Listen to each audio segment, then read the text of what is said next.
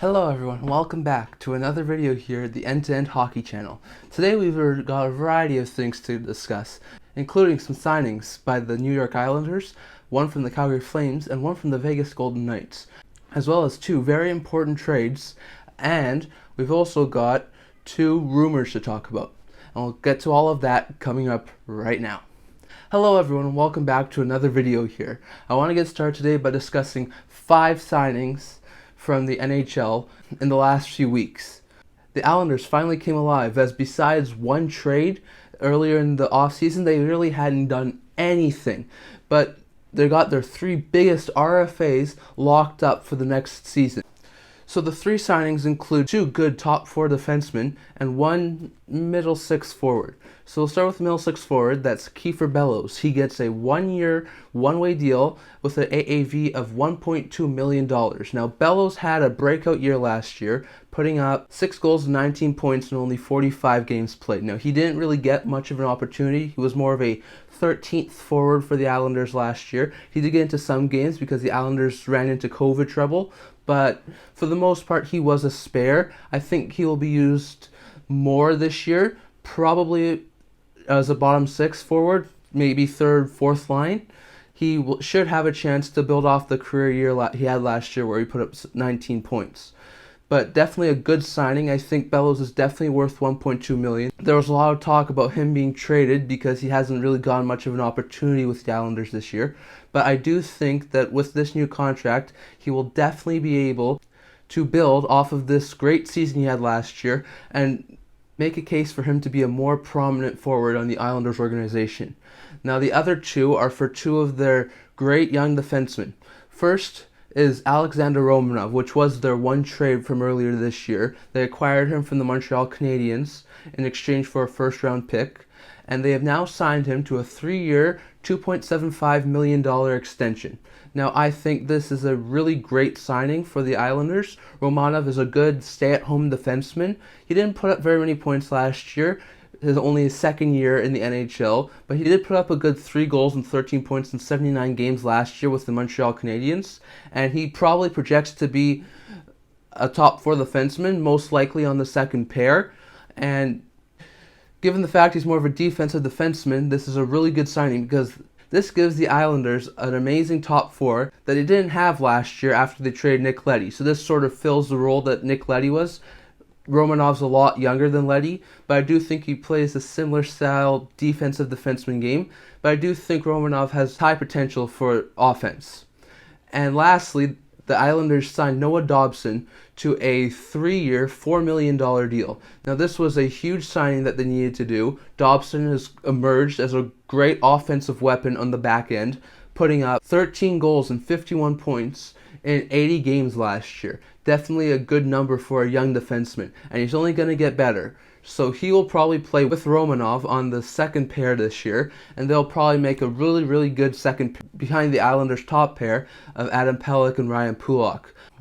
But for both of these guys, they'll be RFAs at the end of their deals, so the Islanders can still lock them up long-term after these deals, and I expect both to make strides and get significant raises on their next contracts. Next, we have Nazem Kadri. Now, Kadri was being rumored to be signing with the Islanders. I know I was one of the people who thought that he was definitely going to be signed by the Islanders. It was just a matter of making the money work. But apparently, the Islanders were not able to make the money work quick enough, as the Flames swooped in and signed him to a 7-year, $7 million deal. Now this is a great pickup for the Calgary Flames. Kadri is coming off a season where he had 28 goals and 87 points in 71 games played, which was a career year for Kadri. Now I definitely expect that Kadri will be a top 6 centerpiece for the Calgary Flames in this upcoming season, most likely centering the 2nd line with Elias Lindholm centering the top line for the Flames. But he can provide that grittiness that was lost when the Flames traded star winger Matthew Tkachuk to Florida. But I definitely think that they have done amazingly this offseason, adding key pieces when at the start of the offseason they were losing guys like Johnny Gaudreau and Matthew Tkachuk, which were 100-point players. But replacing them with guys like Jonathan Huberdeau and Nazem Kadri has been a real great piece of work by Flames GM Brad Treliving. But I definitely think this is a great signing. The 7 years part is probably a bit risky given the fact that Kadri is 31 and he would be 38 years old at the expiration of this deal. But I do think that if the Flames can make this work for at least the first 4 or 5 years, then maybe they consider trading him later on in the contract. But they have a 2 to 3 year window, I think, where they can still compete, and they're just going to put all of their chips forward probably. And I definitely see Calgary a top 3 team in the Pacific Division this year, no doubt. And lastly, Vegas Golden Knights have added some more scoring to the lineup by signing veteran winger Phil Kessel to a 1-year, $1.5 million deal. Now, Kessel is coming off a year where he put up the most point totals in his last 3 years, which were all with the Arizona Coyotes.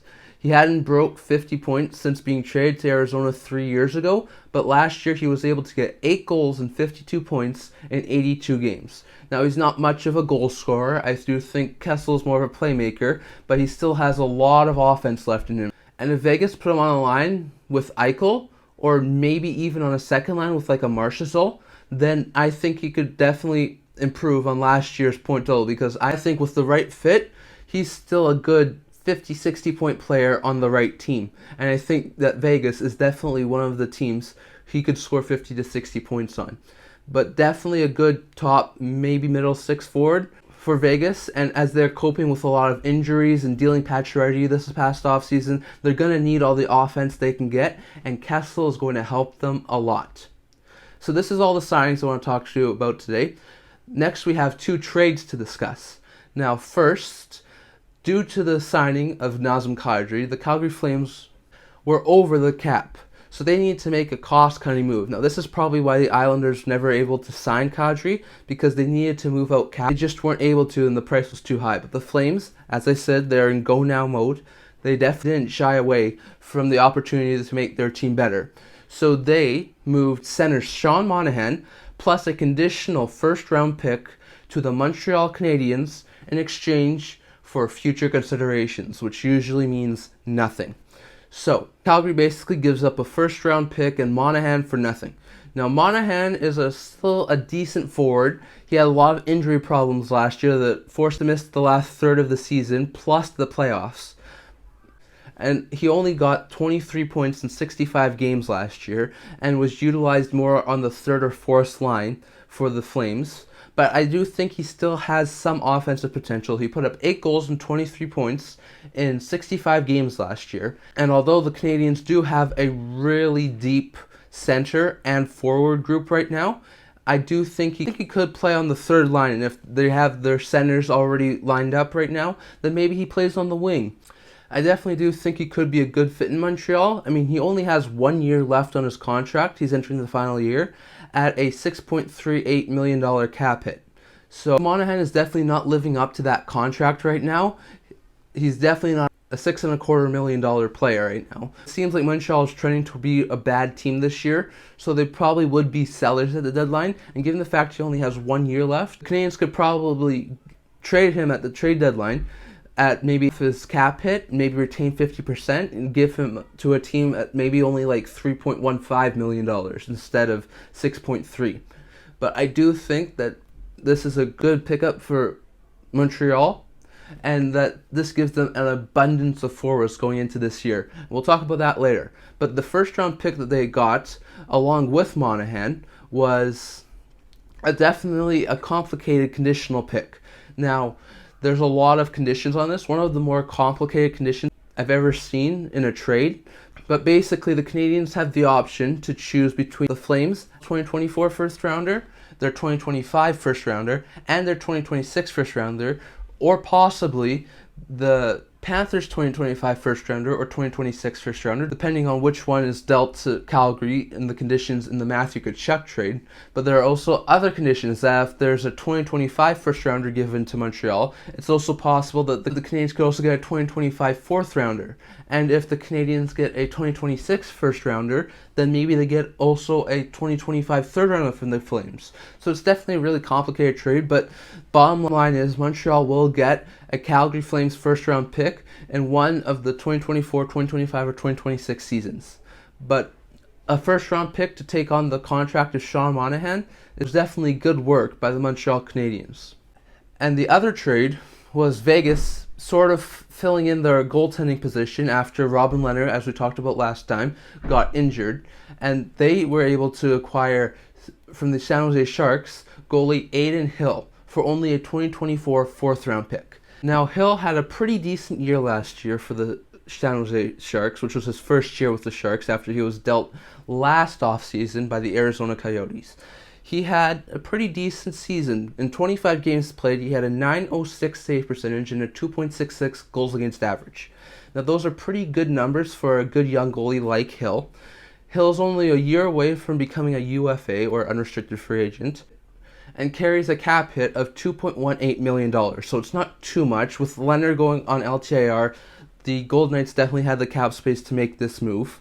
But they definitely had a murky situation in net after Lehner got injured. They still had two decent goalies in Laurent Brossoit, who has proven over the years that he can be a capable backup goalie, and youngster Logan Thompson, who has definitely proven he can be a NHL backup at least, but should definitely grow into an NHL star in the next couple of years. But with both of these guys mostly being backups or 1B options, and the added factor that Laurent Brossoit might be injured to start the year, which is more than likely to happen now after this acquisition, it does make sense that the Knights needed another goalie to help Logan Thompson this year, and I think Hill will fill that role well. Now, I think if Hill and Thompson probably split time, with maybe Brossoit being a third stringer, I would probably say that the Golden Knights will do okay this year. They'll probably have to rely on their goal scoring a little bit and their good D-core, as Hill and Thompson is definitely weaker than Lehner and Thompson. But definitely, I do think this is a major improvement for the Golden Knights. I think Hill in the Golden Knights organization will have an opportunity to have better numbers than he did last year with the Sharks, because I do think that the Golden Knights have a better defensive system than the Sharks, and I do think that in a contract year where he's going to be a UFA next year, he is definitely going to be playing really, really well, and I see this being a very good acquisition for the Knights. As for the Sharks, they had three goaltenders in Hill and Reimer and Kakkonen, and Kakkonen seems to be the goalie of the future, and Reimer played amazingly last year, so it seemed like Hill is the odd man out. And I think a fourth-round pick is probably good value for him. I do think they probably should have gotten a third-rounder, given the fact they gave up a second-round pick to get him last year. But I do think getting an asset for a goalie who is probably going to be third string on the team is a very smart move by the San Jose Sharks. And I do think this is a good move for both sides. Now, this is all I'm going to talk about on the trade front today. Now we get into some trade rumors. So first, as we talked about, the Canadiens did acquire Sean Monahan, and that gives them a plethora of good, solid forward group. They currently have 15 players under contract who would probably be NHL forwards. You probably have a couple youngsters as well. With their good, deep forward group, I do wonder if youngster Yuri Slafkovsky ends up making the team next year, because even though he was a first-round pick and I do think he could make the NHL as early as this year, I don't really know if the Canadiens have a spot for him on their roster. But I do think there's a simple solution, and I do think that the Montreal Canadiens will probably move at least one, if not two, forwards before the NHL season starts. Now, the Canadiens do have 4 players right now who are currently a year away from being unrestricted free agents. That would be Jonathan Drouin, Paul Byron, newly acquired Evgeny Dodonov, and the guy who we talked about earlier, Sean Monahan. Now, I think these 4 will probably remain with the Canadiens, given they have only 1 year left on their deals. They will probably play top 9 minutes, most likely. Maybe Byron plays on the 4th line, but most of them will probably play top 9 minutes to try and up their value so that at the trade deadline, Montreal can sell them off as rentals. But other than those 4, I do see 3 options to get some roster spots for the Canadiens. First, Mike Hoffman.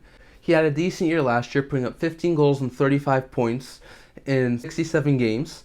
He's not the consistent 20-goal player he used to be in Ottawa and Florida, but he can still probably get about 10 to 20 goals in a season, and he could probably put up 30 to 40 points. I think that's still reasonable for him to attain. And he only has 2 years left on his contract, this year and next year, at $4.5 million. Now, I do think the Canadiens might have to eat some salary to make a trade like that, but I do think that with his point production and him still being a good, decent forward, I do think there would be interest in Mike Hoffman, especially if some player on a team got injured in training camp and they went to go try and look for a player to fill his role. I do think Hoffman would be at the list of most teams if they needed to acquire another forward. Next would be Christian Dvorak, who had a lot of injury trouble last year in his first season with Montreal, putting up 11 goals and 33 points in only 56 games. He was acquired by Montreal last year to basically fill in the role of Philippe Deneau, who left via free agency last year, and he never really fit in Montreal and was injured a lot. So the two-way center could probably be on the move out, especially after the Canadiens acquired Kirby Dach at the draft this year. Now that gives them 3 really good centers, but after acquiring Monahan, maybe they move Dvorak and give Monahan the third-line center spot for this year.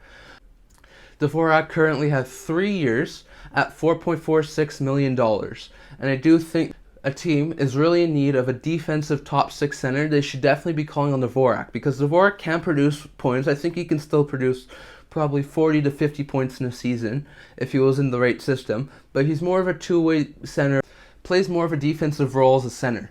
But I do think that he could definitely be another player that the Canadiens look to move before the season starts. And lastly, we have Yoel Armia. Now, Armia didn't have too much of a productive year last year, only putting up 6 goals and 14 points in 60 games. But he is a good third-line forward for most teams. And while he does have a longer-term deal with 3 years at $3.4 million, he doesn't have as expensive of a deal as a Dvorak or a Hoffman, so he might be easier to move. I think Armia's time in Montreal is probably coming towards an end because they have a lot of good young talent like Slavkovsky and Ylonen and Mishak, who all could be in the roster in the next year or two. And I do think that they have enough penalty-killing type forwards that they could easily replace Armia. So I definitely think that he could be another one of the guys on the move. But definitely keep an eye out to see if the Montreal Canadiens do end up moving a forward before the season starts. And let me know down in the comments who you think the Canadiens will most likely be looking to move out of their forward group. If it's Hoffman, Armia, Dvorak, or someone else. Let me know what you think. And lastly, we touch on J.T. Miller again. Now, it sounds like there's still mutual interest in trying to get a deal done. I do think after Kadri signed a 7-year, $7 million contract, that Miller will probably want slightly more than Kadri because he can play the wing, and I think he's a year younger than Kadri. But I'm still not sure if the Canucks would probably want to pay a 7 by $7.5 or $8 million deal to try and retain Miller, especially if those last few years of the deal are going to be when he's in his late 30s. So I definitely do still see the Canucks probably moving on from him, and I do still think there are like 3 or 4 teams who could definitely try and acquire him. I do think this gets done before training camp because I think the Canucks still have too many top 9 forwards, and moving Miller will allow a guy like Höglander or Podkolzin to get a more prominent role with the team this year. But secondly, they could use a little more cap flexibility because they are right up there against the cap. And even though they could probably run with a 21-man roster instead of a 23-man roster, I think the cap flexibility would definitely help them.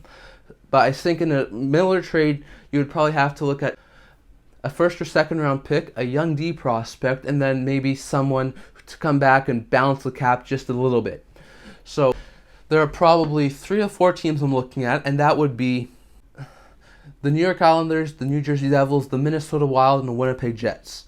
Now, the Islanders and Devils have been in the Miller sweepstakes for a while. I think with Kadri going to the Flames and not the Islanders, this opens up the door for the Islanders to once again rekindle talks with Vancouver around a J.T. Miller trade. There was talk about a J.T. Miller trade to the Islanders at the draft, but those talks really didn't go anywhere. So I do think they could restart the conversations again. If I was the Canucks, I would probably look at either a first or second round pick. If it was the first, it would probably be with a condition, most likely like top 10 protected, or if they miss the playoffs, they get it for this year, something like that.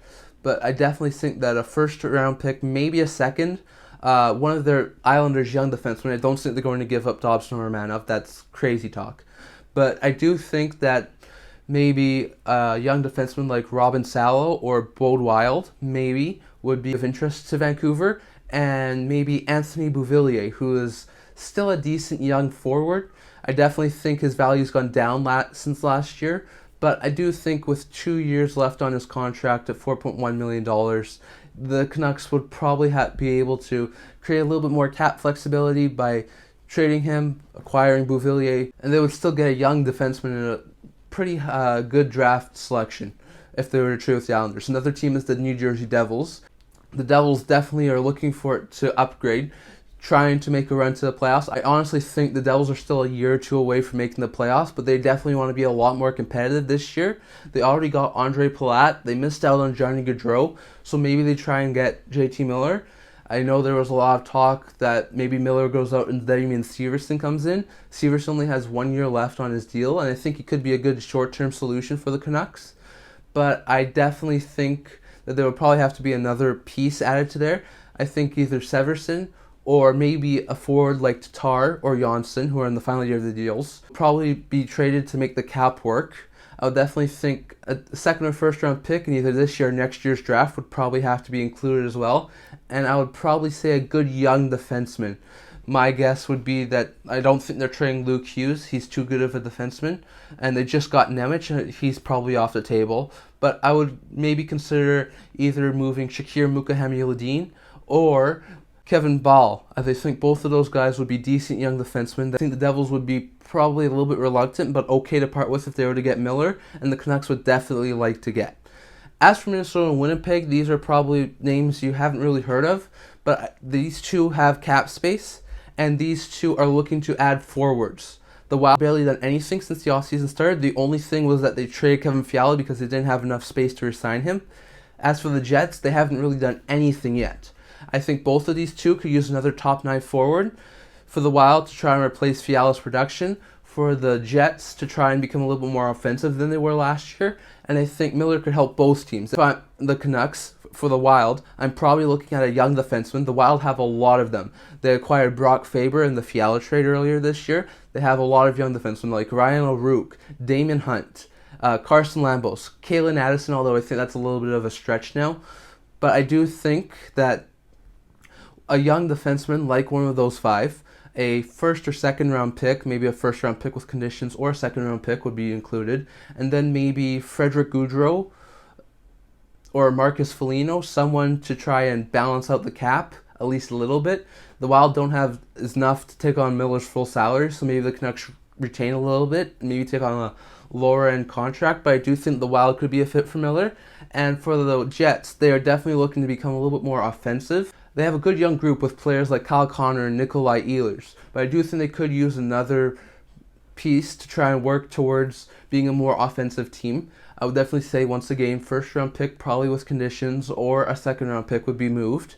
I wonder if maybe they'd be willing to part with Ville Heinola, who hasn't really had a shot at being a consistent NHL forward. He's gotten bits and pieces of seasons. I know he's a lefty, but maybe the Canucks in Heinola because he's such a good young defenseman, and maybe he's part of a package. Maybe they part with a guy like Logan Stanley or Dylan Samberg, are also two good young defensemen, but I definitely think a good young defenseman would have to be included in a deal like this. And then maybe the Canucks take on a player with salary, like maybe Brandon Dillon or Blake Wheeler, although I think that's a bit of a stretch for the Canucks. But definitely I think that Winnipeg, Minnesota, New York Islanders, and the New Jersey Devils are 4 teams to keep an eye on between now and training camp to see if one of those 4 end up acquiring J.T. Miller. And this is all I'm going to talk about today. Remember to like this video and subscribe to the channel.